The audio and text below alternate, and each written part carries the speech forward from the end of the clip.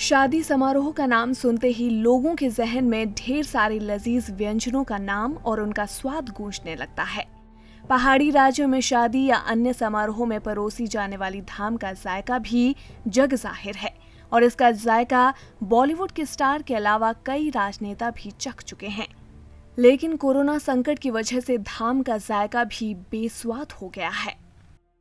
वहीं स्वादिष्ट धाम बनाने वाले रसोइये और केटरिंग का काम करने वाले भी कोरोना संकट में बेरोजगार हो गए हैं।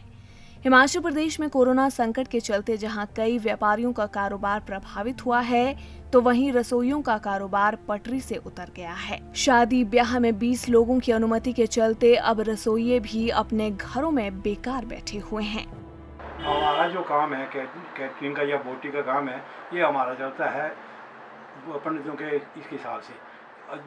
जनवरी से लेकर मार्च तक हमारी शादियाँ बिल्कुल बंद थी, अर्थ पड़ा हुआ था, कोई काम नहीं था। मार्च अप्रैल और मई जून में हमारी शादियाँ खुली थी और एकदम लॉकडाउन लगा, जिससे हमारा जो काम है वो जीरो पे चला गया सारा। कोरोना के चलते तो हमारा काम बिल्कुल शून्य हो चुका है, क्योंकि जैसे हमारे कुल्लू में यहाँ पर बोटी बिहार शादी में बोटी वगैरह लगाने की परंपराएं हैं, जो बोटी भोजन बनाएंगे।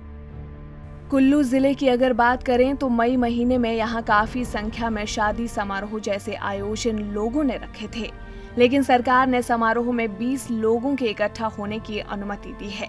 सरकार के इस आदेश का असर केटरिंग कारोबार से जुड़े लोगों पर साफ नजर आ रहा है।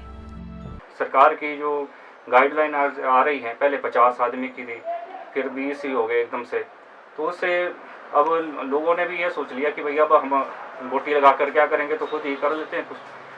तो उससे तो लोगों में शायद डर भी पैदा हो गया, चलो बीमारी के चलते डर भी पैदा हुआ है। तो सरकार को भी इस और थोड़ा ध्यान देना चाहिए कि भाई अब जो हम लोग इस बोटी पेशा से जुड़े लोग हैं, तो हमारे लिए तो आगे कुछ अब सोर्स है कुछ भी नहीं है। कोरोना महामारी की वजह से लोगों ने अपनी बुकिंग कैंसिल करा दी, जिसका असर केटरिंग कारोबारियों के अलावा उनके साथ जुड़े छोटे लोगों पर पड़ रहा है।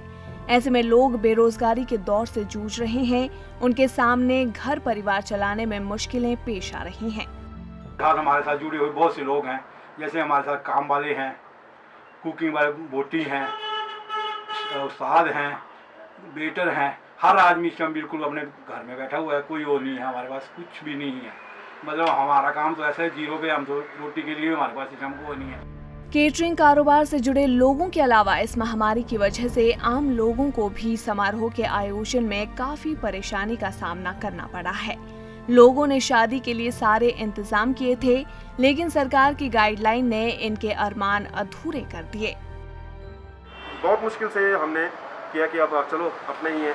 अब टेंट वाले थे, टेंट को भी खर्चा लग गए थे, टेंट खाने कुकिंग वाले भी थे, उनको भी लग गया था, और जो अपने बैंड था उनको भी एडवांस सारा गया हुआ था। डीजे बुक थे, डीजे वाले सब पहुंचे हुए थे, सारा पैसा जिसका जब तो वैसे पिछले साल से वैसे इनकम सोर्स सबके बंद है, तो जो खर्चा है वो भी सारा डूब गया, पैसे सारे डूब गए। कोरोना के कारण लगी बंदिशों की वजह से केटरिंग कारोबार से जुड़े लोगों का धंधा पूरी तरह से चौपट हो गया है।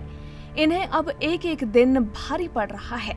ऐसे में इस कारोबार से जुड़े लोग सरकार से मदद की आस लगाए बैठे हैं, ताकि उनके परिवार का गुजारा हो सके। ईटीवी भारत के लिए कुल्लू से बालकृष्ण शर्मा की रिपोर्ट।